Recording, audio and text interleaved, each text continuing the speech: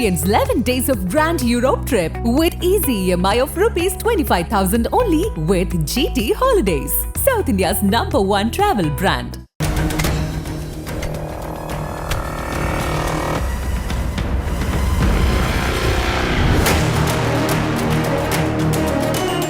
இதே மாதிரி தான் சந்திரபாபு ஒரு பாட்டை பாடுறதுக்காக ஜூபிட்டர் பிக்சர்ஸ்க்கு வந்தார். எஸ்எம் சுப்பையா நாயுடு எம்எஸ் விஸ்வநாதனை கூப்பிட்டு இந்த பையன் பாடுறான், கொஞ்சம் எப்படி பாடுறான்னு பாருன்னார். இவர் டியூன் போட்டார், சந்திரபாபு பாடினார். மாலையில் அந்த பக்கம் வந்த எஸ்எம் சுப்பையா நாயுடு எப்படி பாடுறான் அப்படின்னு கேட்டார். எங்கே பாடுறான்? பேசுகிறான், அதுவும் சிலோன் தமிழில் பேசுகிறான் அப்படின்னார். அதை கேட்ட உடனே சந்திரபாபுக்கு ஆத்திரமான ஆத்திரம். நம்முடைய வாய்ப்பை க்ளோஸ் பண்ணிட்டார் இவர், நல்லா தெரிஞ்சு போச்சு. அதே மாதிரி என் சுப்பையா நாயுடும் சந்திரபாபு பார்த்து போய் நல்லா பயிற்சி பண்ணிட்டு அதுக்கப்புறம் வாப்பா உனக்கு வாய்ப்பு தரேன்னு சொல்லி அவர் அனுப்பிச்சி விட்டார். இதுக்கப்புறம் சந்திரபாபு மிக பிரபலமான ஒரு பாடகரானதும், அதுக்கு பின்னால் எம்எஸ் விஸ்வநாதன் வந்து அவர் கிண்டல் பண்ணதும், ரெண்டு பேரும் கட்டி தவிட்டதும் நம்முடைய நிகழ்ச்சியிலேயே நம்ம பல முறை சொல்லியிருக்கோம். அதுக்கு பின்னால் சந்திரபாபுவோட அவருக்கு அப்படி ஒரு நெருக்கமான நட்பு இருந்தது. சந்திரபாபு இறந்த போது கூட சர்ச்சில் கொண்டு போய் வச்சதுக்கு பின்னால் பாடி அடக்கம் பண்ணுறதுக்கு முன்னாடி என்னுடைய உடலை எம்எஸ் விஸ்வநாதன் வீட்டில் 1 மணி நேரமாக வைக்கணும்னு சொல்லிட்டு தான் இறந்தார். கண்ணதாசன் சந்திரபாபு அளவுக்கு எம்எஸ் விஸ்வநாதனுடைய வாழ்க்கையில் இடம் பிடித்தவர்கள் யாராக இருக்காங்கன்னா இல்லை அப்படின்னு தான் சொல்லணும். மிக நெருக்கமாக அவருடைய இருந்தவங்கன்னா அவங்க 2 பேர் தான். இவங்க 2 பேருடைய உறவும் பார்த்தா இது மாதிரி மோதல்ல தொடங்கிய உறவு தான். மெல்லிசை மன்னர் என்ற பட்டமும் கவிஞர் கண்ணதாசன் தானே இவருக்கு கொடுத்தாரு சார்? ஆமாம், உண்மையில் வந்து அந்த பட்டம் கொடுக்கறதுக்கான விழாவாக முதல்ல அது தொடங்கலை. பத்திரிகையாளர்களுக்கு நிதி சேர்க்கறதுக்காக ஒரு விழா என்கேடி கலாமண்டபத்தில் நடந்தது. அந்த விழாவில் இவங்க 2 பேரும் இசை நிகழ்ச்சி நடத்த ஒத்துக்கிட்டாங்க. பத்திரிகையாளர்களுக்காக இலவசமாக இசை நிகழ்ச்சி நடத்தி தர முன் வந்தாங்க. அப்போ இவங்களை பாராட்டி ஒரு பாராட்டு மடல் கொடுக்கணுன்ட்டு பத்திரிகையாளர் சார்பில் விரும்பினாங்க. அதை கண்ணதாசன்கிட்ட சொன்னாங்க, நீங்கள் ஒரு பாராட்டு மடல் எழுத்தரணும். அப்போ கண்ணதாசன் சொன்ன ஐடியா தான் உங்களுக்கு ஒரு பட்டம் கொடுக்கலான்றது. பாராட்டு இதழை விட ஒரு பட்டம் கொடுப்போம், இவங்க 2 பேருக்கு மெல்லிசை மன்னர்கள் அப்படின்னு பட்டம் கொடுக்கலாம் அப்படின்னு அவர் சொல்ல எல்லாருமே அதை ஏற்றுக்கிட்டாங்க. இப்படி ஒரு பட்டத்தை தனக்கு கொடுக்க போகிறாங்கன்னு எம்எஸ் விஸ்வநாதனுக்கு தெரியாது. ஒரு நாள் நைட் ஃபோன் பண்ணார் கண்ணதாசன் எம்எஸ் விஸ்வநாதன் வீட்டுக்கு. இரவு 10 மணிக்கு மேலே எம்எஸ் விஸ்வநாதன் வீட்டில் ஃபோன் அடிச்சதுன்னா அது கண்ணதாசன்கிட்டேருந்து வர்ற ஃபோன் தான் அந்த வீட்டில் இருக்க எல்லாருக்கும் தெரியும். இவர் ஃபோன் எடுத்தார், மெல்லிசை மன்னர் இருக்காரா அப்படின்னு வாய்ஸ். இவர் புரிஞ்சு போச்சு கண்ணதாசன் தான் பேசுகிறாரு. என்ன கவிஞரே, என்ன மெல்லிசை மன்னர் என்னென்னவோ பேசுகிறீங்க?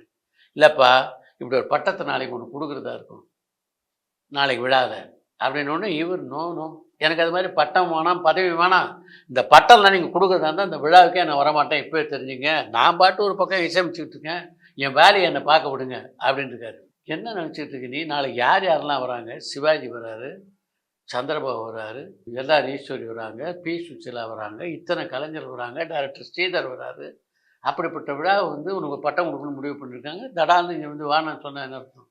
முடிவு எடுத்து தான் நாளைக்கு நீ வந்து அந்த பட்டத்தை வாங்கிக்கிற அப்படின்னு கண்டிப்பாக சொல்லிட்டு ஃபோன் வச்சிட்டாரு கண்ணதாசன். அதுக்கு பின்னால் அந்த விழாவில் தான் அவருக்கு மெல்லிசை மன்னர் அப்படின்ற பட்டம் கொடுக்கப்பட்டது. அவங்களுக்கு வந்து எனக்கு தெரிஞ்சு அதை விட அழகாக சிறப்பாக பொருத்தமான பட்டமே அமையாதுன்னு நினைக்கிறேன்.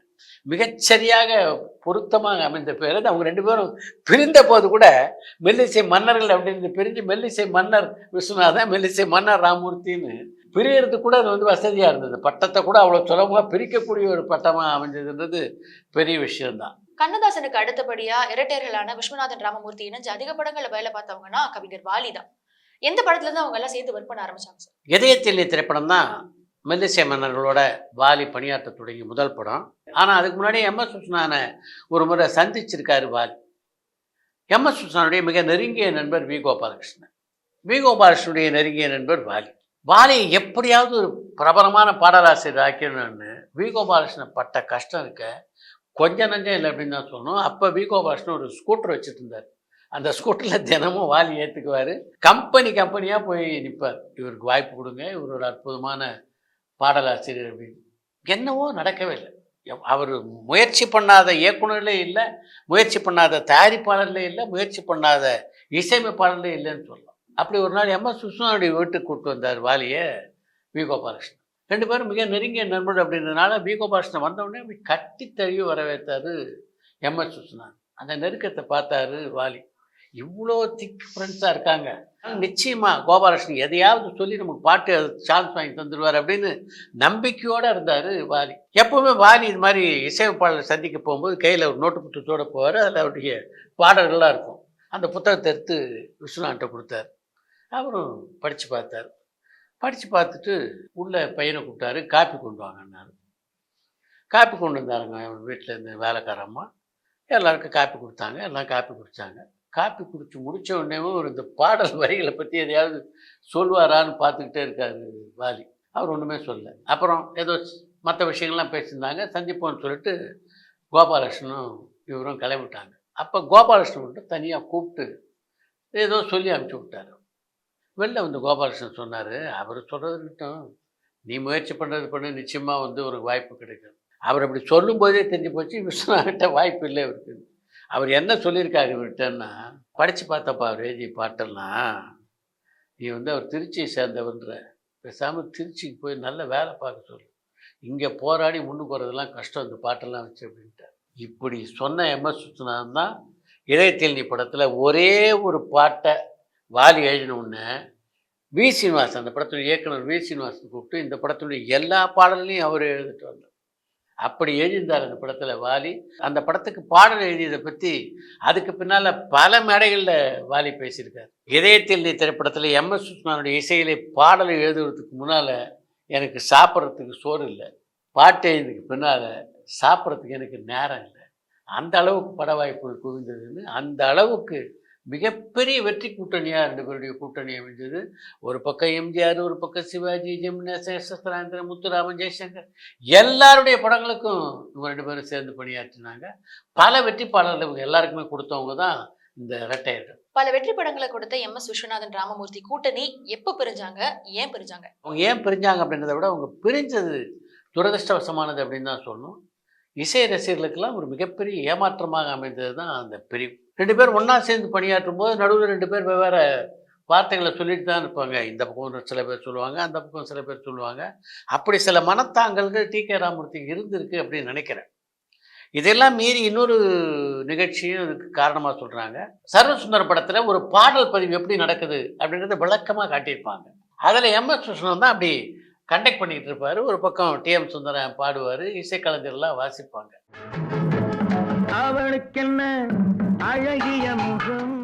இந்த நிகழ்ச்சி ராமமூர்த்தியுடைய மனசில் மிகப்பெரிய காயத்தை உண்டாக்கிடுச்சு அப்படின்னு சில பேர் சொல்கிறாங்க. படத்துக்கு இசையமைக்கிறது மெல்லிசை பண்ண விஸ்வநாதன் ராமமூர்த்தி அப்படின் போது ஒரு பக்கம் எம்எஸ் விஸ்வநாதன், இன்னொரு பக்கம் ராமமூர்த்தி, ரெண்டு பேர் இருந்து கண்டக்ட் பண்ணியிருந்தால் அது வேறு. இப்போ எம்எஸ் விஸ்வநாதன் மட்டும் கண்டக்ட் பண்ணும்போது மக்கள் மத்தியில் என்ன ஒரு அபிப்பிராயம் உருவாகும்? எம்எஸ் விஸ்வநாதன் தான் எல்லாம் பண்ணுறான்னு ஒரு அபிப்பிராயம் உருவாரு இல்லையா? அதுவே கூட ஒரு காரணமாக அமைஞ்சிருக்கலாம் அப்படின்னு சில கருத்து இருக்குது. ஆனால் என்ன காரணத்தாலும் ரெண்டு பேரும் பேசி பிரியுறது அப்படின்னு முடிவெடுத்தாங்க. முதல்ல வந்து அது தவிர்க்க பார்த்துருக்காரு எம்எஸ் விஸ்வநாதன். அதுக்கப்புறம் அவரும் வேறு வழி இல்லாமல் சரின்னு ஒத்துக்கிட்டாரு. அவங்க பணியாற்றிய கடைசி திரைப்படமாக 1000ல் ஒருவன் அப்படின்ற திரைப்படம் அமைஞ்சது. எப்போவுமே இது மாதிரி பிரிவு வரும்போது ஒருத்தருக்கு ஒருத்தர் சண்டை மோதலெல்லாம் இருக்கும்.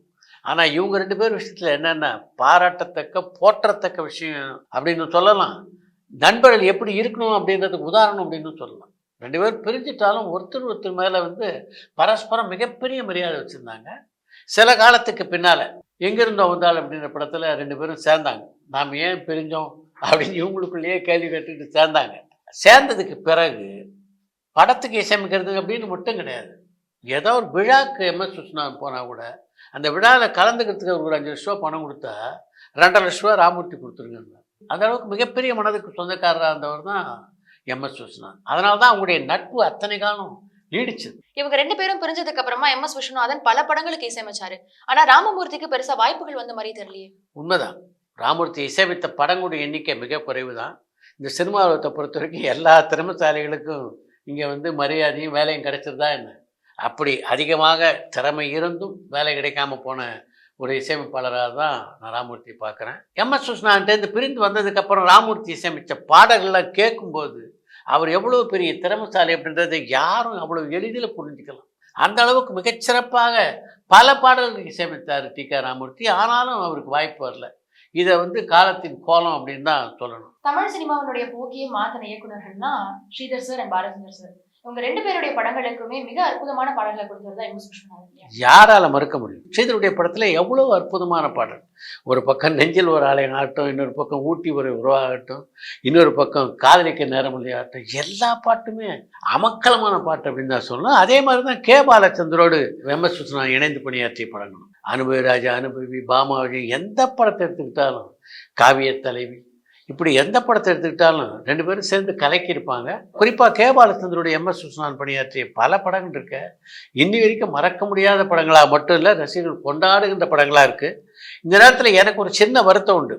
என்னென்னா, ஸ்ரீதர், கே. பாலச்சந்தரை தொடர்ந்து தமிழ் சினிமாவில் மிகப்பெரிய சாதனையாளர்கள்னா, ஒரு பக்கம் பாலுமகேந்திரா, இன்னொரு பக்கம் பாரதி ராஜா, இன்னொரு பக்கம் மகேந்திரன். இந்த 3 பேருமே பார்த்தா தொடர்ந்து இளையராஜாவுடைய இசையில தான் படங்களை உருவாக்கிட்டு இருந்தாங்க. இந்த மாதிரியான அற்புதமான கலைஞர்களோட MS விஸ்வநாதன் ஒரு படத்துலயாவது சேர்ந்து பணியாற்றி இருந்தால் நிச்சயமா அந்த பாடல்களுடைய தரமும் வேற மாதிரி இருந்திருக்கும், அந்த படங்களும் வேற மாதிரி இருந்திருக்கும். அப்படிப்பட்ட படங்களை பார்க்கக்கூடிய வாய்ப்பு இவங்களால சேர்ந்து நம்முடைய தமிழ் ரசிகர்களுக்கு கொடுக்காம விட்டுட்டாங்களே அப்படின்ற ஒரு ஏக்கம் மட்டும் என்கிட்ட ரொம்ப நாளாக இருந்துகிட்டே இருக்கு அப்படின்னு தான் சொல்லணும். MS விஸ்வநாதன் ஒரு இசையமைப்பாளரா மட்டும் இல்லாம ஒரு நடிகராகவும் கலக்கியிருக்காருன்னு தான் சொல்லணும். அவரை பொறுத்த வரைக்கும் ஒரு பன்முக கலைஞர் அப்படின்னு தான் சொல்லணும். நடிகர் மட்டுமா, ஒரு பக்கம் பாடகர், ஒரு பக்கம் இசையமைப்பாளர், ஒரு பக்கம் நடிகர், இப்படி எல்லா துறைகளிலும் சினிமா உலகத்தில் தன்னுடைய முத்திரையை பதித்தவர் தான் MS விஸ்வநாதன். அவரை நடிகர் ஆக்கினதுல மிகப்பெரிய பங்குன்னா இயக்குனர் சரணுக்கு தான் அது சொந்தமானது. நடிக்கவே மாட்டாட்டார் அந்த ரோலில். அவரை திரும்ப திரும்ப திரும்ப பேசி பேசி அதில் நடிக்க வச்ச பெருமை இயக்குனர் சரணுக்கு தான். ஆதரிக்க கற்றுக்கொள்ளுங்கள் என் விழிகளிலே. கத்துக்கிறோம். ஆனா உங்க கண்ணாசன் டியூஷன் ஃபீஸ் கொடுப்பாரா? அந்த படத்துல, இந்த காதல் மன்னன் படத்துல ஒரு அற்புதமான கதாபாத்திரத்தை நடிச்சிருந்தார் அவர். அதை தொடர்ந்து கங்கா யமுனா சரஸ்வதி அப்படின்ற ஒரு சீரியல் அவர் நடிக்க வச்சிருந்தார், ஆபாவானம். அதில் அவரோடு நடிக்கக்கூடிய வாய்ப்பு எனக்கும் கிடைச்சிது. தினமும் காலையில் ஒரு 9 மணிக்கு படப்பிடிப்புனா 8:50 பார்க்கலாம் MS விஸ்வநாதன். படப்பிடிப்பு இல்லாத காலகட்டத்தில் நானும் அவர் தான் உட்காந்து பேசிகிட்டு இருப்போம். பல பழங்கதைகள் சினிமாவில் நடந்ததெல்லாம் சொல்லுவார். கேட்க கேட்க அவ்வளோ சுவாரஸ்யமாக இருக்கும். இப்போ அது மாதிரி கதையில் சொல்லக்கூடிய ஆட்கள் நிறைய இல்லாமல் போயிட்டாங்களேன்ற ஏக்கம் கூட என் மனசுக்குள்ளே இருக்குது. ரொம்ப அருமையாக பழகக்கூடிய ஒரு கலைஞர் தான் MS விஸ்வநாதன். அவ்வளோ பெரிய இசையமைப்பாளர் அப்படின்ற ஒரு தலக்கணம் 0.5% கூட அவர்கிட்ட கிடையாது. மிக எளிமையாக அதை டவுன் டு எர்த்து பழகுவார். எல்லாத்தையும் யாராக இருந்தாலும் சரி அப்படியே தோல் மூலை கை போட்டு உற்சாகமாக பேசக்கூடிய ஒரு கலைஞராக இருந்தவர்.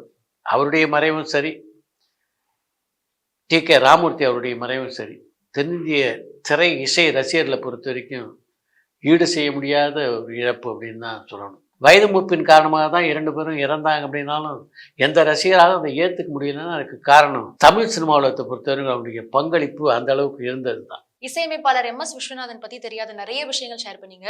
இதே மாதிரி இன்னொரு செலிபிரிட்டி பத்தின இன்ட்ரெஸ்டிங்கான கொஸ்டின்ஸோட அடுத்த அறிந்து மரபு சந்திக்கிறேன். நன்றி. நன்றி, வணக்கம். பரபரப்பான சினிமா செய்திகள், நட்சத்திரங்களின் பேட்டிகள், சினிமா வரலாறு ஆகியவற்றை பார்க்கவும் படிக்கவும் உங்களுக்கான இணையதளம் tourantalkies.co.